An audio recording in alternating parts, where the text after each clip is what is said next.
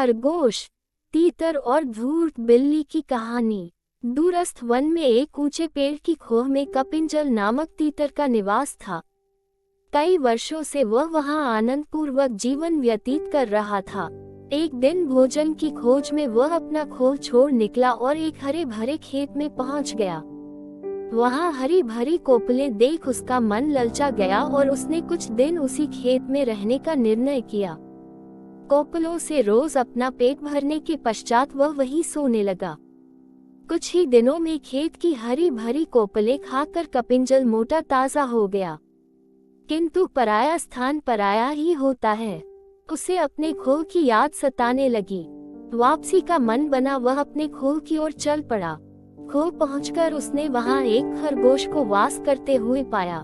कपिंजल की अनुपस्थिति में एक दिन शीघ्रको नामक खरगोश उस पेड़ पर आया और खाली खोह देख वहीं मजे से रहने लगा। अपने खोह में शीघ्रको का कब्जा देख कपिंजल क्रोधित हो गया। उसे भगाते हुए वह बोला, चोर, तुम मेरे खोह में क्या कर रहे हो? मैं कुछ दिन बाहर क्या गया, तुमने इसे अपना निवास बना लिया। अब मैं वापस आ गया हूँ, चलो भागो यहाँ से। किंतु शीघ्रको टस से मस नहीं हुआ और अकड़ कर बोला, तुम्हारा खोह? कौन सा?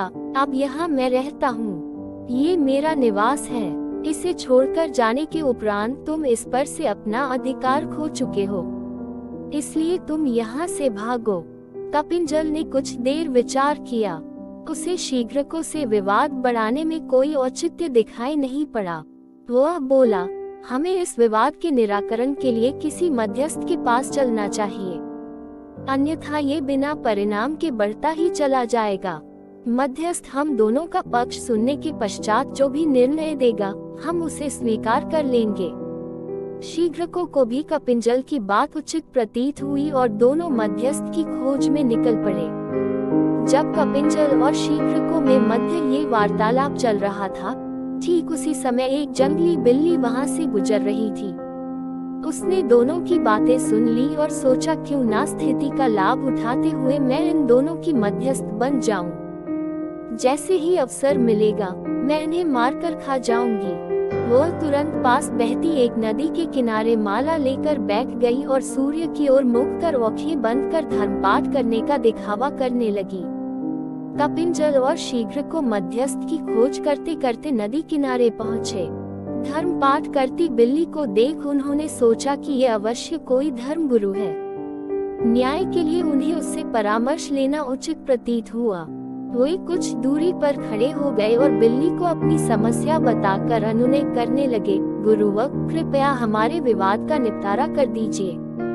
हमें विश्वास है कि आप जैसे धर्मगुरु का निर्णय धर्म के पक्ष में ही होगा, इसलिए आपका निर्णय हर स्थिति में हमें स्वीकार्य है।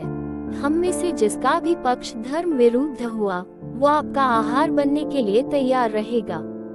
अनुनय सुन धर्मगुरु बनी पाखंडी बिल्ली ने आंखें खोल ली और बोली, राम राम, कैसी बातें करते हो? हिंसा का मार्ग त्याग कर मैंने धर्म का मार्ग अपना लिया है, इसलिए मैं हिंसा नहीं करूंगी, किंतु तुम्हारे विवाद का निराकरण कर तुम्हारी सहायता अवश्य करूंगी। मैं वृद्धा हो चुकी हूँ और मेरी श्रवण शक्ति क्षीण हो चुकी है, इसलिए मेरे निकट आकर मुझे अपना अपना पक्ष बताओ। पाखंडी बिल्ली की चिकनी चुपड़ी बातों पर कपिंजल और शीघ्रको विश्वास कर बैठे और अपना पक्ष बताने उसके निकट पहुंच गए। निकट पहुंचते ही पाखंडी बिल्ली ने शीघ्रको को पंजे में दबोच लिया और कपिंजल को अपने मुंह में दबा लिया। कुछ ही देर में दोनों को सफाचट कर पाखंडी बिल्ली वहां से चलती बनी। सीख, अपनी शत्रु पर कभी भी आंख मूंद कर भरोसा नहीं करना चाहिए, परिणाम घातक हो सकता है।